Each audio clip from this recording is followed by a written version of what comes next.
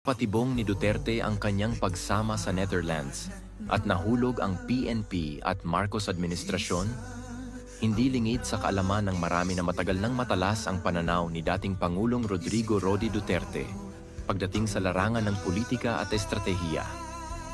At sa nangyari kahapon kung saan siya ay agad gustong dalhin sa Netherlands nang hindi dumaan sa tamang proseso, tila malinaw na nagtagumpay siya sa isang napakaingat na bitag laban sa kasalukuyang administrasyon at sa Philippine National Police, PNP. Ang paglabag sa Rome Statute at ang Poisonous Tree, isa sa pinakamahalagang aspeto ng batas sa International Criminal Court, ICC, ay ang pagsunod sa Article 59(3) ng Rome Statute na nagsasaad na ang sino mang inaresto ay may karapatan munang dumaan sa korte ng kanilang sariling bansa para sa interim release o pansamantalang paglaya habang inaayos ang proseso ng pagsuko. Ang competent authority sa kasong ito ay ang Hukuman Supreme Court PH ng Pilipinas at ang custodial state ay ang Pilipinas din. Ngunit ano ang nangyari? Isinakay sa eroplano si Duterte papunta sa Netherlands nang hindi man lang dumaan sa tamang proseso.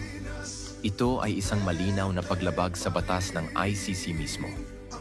Ibig sabihin, anumang kasunod na hakbang mula sa paglilitis hanggang sa anumang hatol ay maituturing na fruits of a poisonous tree.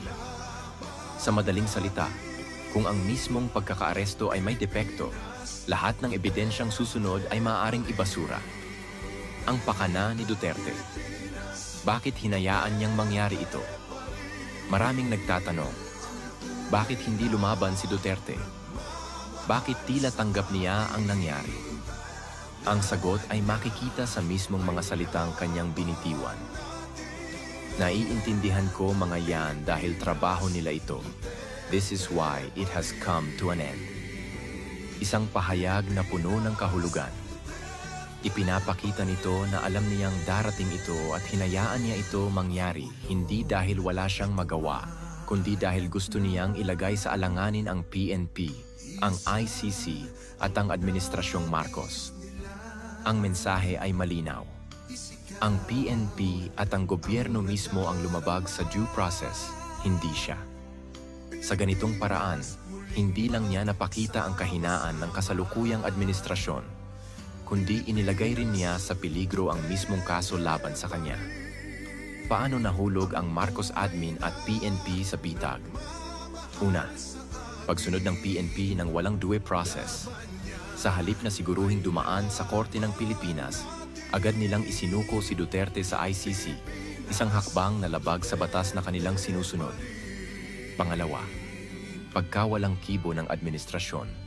Sa halip na ipagtanggol ang soberanya ng bansa at igiit ang tamang proseso, tila hinayaan lang ng gobyerno na mangyari ito na nagpapakita ng kanilang kahinaan sa pandaigdigang entablado. Pangatlo, pagtibay ng argumento na may bias ang ICC. Dahil sa hayagang paglabag sa Article 59(3), lumakas ang argumento na ang ICC ay hindi patas at ginagamit lamang laban sa mga pinunong hindi kaalyado ng kanluran. Ano ang posibleng mangyari ngayon? UN Security Council Intervention.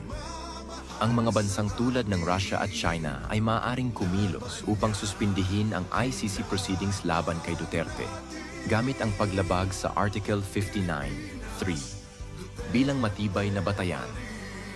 Pagkawasak ng kredibilidad ng ICC. Kung ipagpipilitan ng ICC ang kaso laban kay Duterte, maaaring tuluyan itong mawalan ng kredibilidad, lalo na kung mapatunayan na ito ay naging isang kasangkapan lamang ng politika. Kawalan ng legal na basehan sa kaso. Dahil sa fruits of a poisonous tree doctrine, posibleng maibasura ang kaso laban kay Duterte na magbibigay sa kanya ng isang makasaysayang panalo kahit pa nasa Netherlands na siya. Isang matagumpay na estratehiya. Sa unang tingin, maaaring isipin ng iba na si Duterte ay talunan sa sitwasyong ito. Pero sa mas malalim na pagsusuri, lumalabas na siya ang tunay na nagwagi.